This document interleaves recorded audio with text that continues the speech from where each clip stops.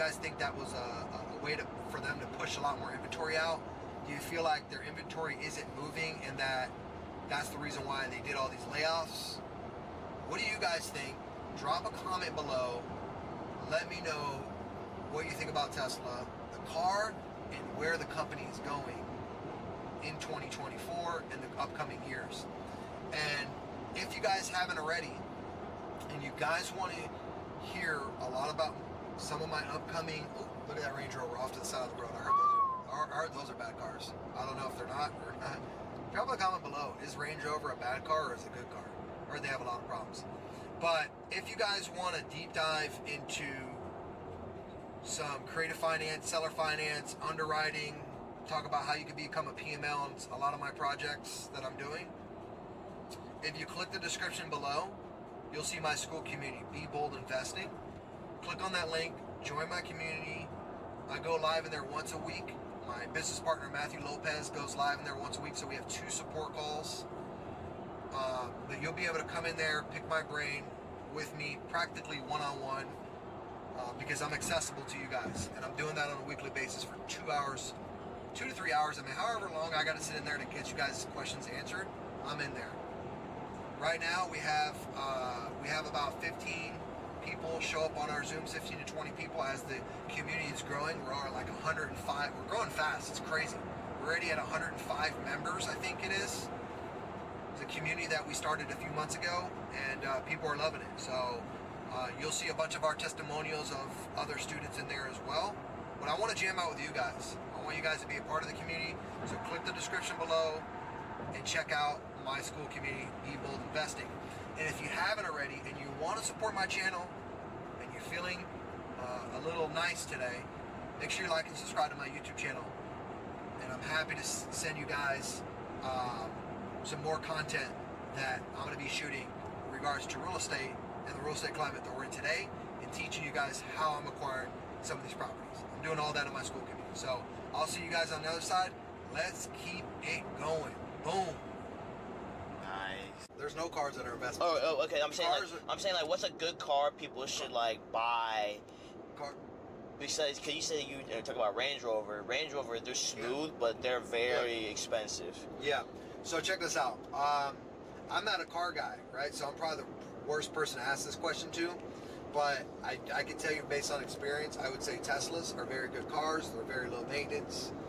If you're not driving, more than like, let's say, 200 miles, 300 miles, I would say 200 miles a day, right?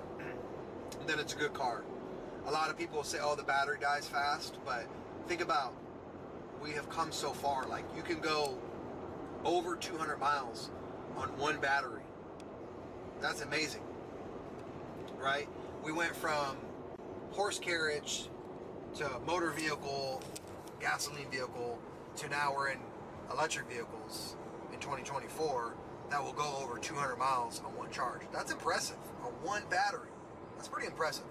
So based on what I know, like, I like the low maintenance of the vehicle. I like that I don't have to go to gas pumps. I don't have to touch those nasty gas pumps. I don't even go to gas station. I very rarely go to gas. Like just now when we went to that gas station to get some waters. Yeah. And you got a drink. Yeah. I would say this. I don't think any vehicle or anything that's made these days is bulletproof or a good car. A, it's a liability. And B, if you're buying a nice car, you can always try to offset the car payment by using like Turo or renting the car out, stuff like that. But then you have to ask yourself, do you have more than one car? Because then you're out of a car. So, you can definitely car hack. Again, I'm not a car hacker. I'm not a car guy. I'm pretty frugal when it comes to cars. I do like a nice car, but I'm not a person who goes out there and says, oh, I need to drive the fanciest car. I don't really care. I'd rather take my money and invest it into real estate. I'm 130% real estate. I don't buy other depreciating assets like car. And when I go to buy a car, if I buy a car, I'm definitely using a loan, and I'm putting the bare minimum that I can put down. So for this car, I've owned it 3.5 years now. So 3.5 years ago, I got a 2.49 interest rate, and I put like the bare minimum that Tesla's asking down. which I think it was like 2-3K at the time. So one, it's all about velocity of money. I don't want my money tied in a car. If I was to pay this car off and I bought it for, let's say, at the time this car was $51,000. If I bought the car all cash, think about this for a second.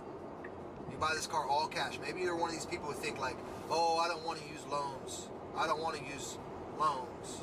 But life's all about leveraging, first of all. So if I bought the car all cash for $51,000, I went to Tesla and I said, hey, Mr. Tesla, I want to buy this car all cash. Here's $51,000. Now I don't owe anybody, right? Well, that's cool and all, but when you drive it off the lot, now it's going to hit a 10 to 20% hit, right? In that first couple weeks. So now what has your money done? That $51,000 has now depreciated. Versus you going out there, going to Bank Bob, or going to a Bank of America, or going to Chase Bank, and you saying, hey, Chase Bank, can I borrow the $51,000 for this car? Chase Bank says yes. You utilize their money, and now you make payments every single month toward that car, versus you taking all of it and saying, hey, have that mindset of saying, hey, I'd rather have things paid off. Because life's about leveraging.